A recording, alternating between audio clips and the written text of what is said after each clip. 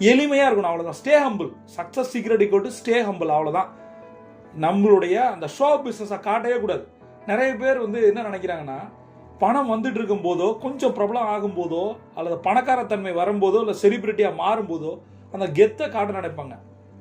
நடந்து வந்த பாதையை திரும்பி பார்க்கணும்னு நான் கேட்டுக்கிறேன். இன்றைக்கும் நான் என்னோடய ஆஃபீஸ் பேசிகிட்டு இருக்கேன். அதிகாலையில் நான் கார் எடுக்கும்போது யோசிப்பேன், நான் ஒரு பிஸ்னஸ் மேனை நான் என்ன நினைக்க மாட்டேன். நான் ஒரு கடன்காரன். கடன் இருக்கும்போது எனக்கு எவ்வளோ ப்ரெஷர் இருந்தது, அப்போ நான் எப்படி ஓடினேன், இப்போ நான் எப்படி ஓடிக்கிட்டு இருக்கேன். டிஃப்ரென்ஸ் இருக்குது.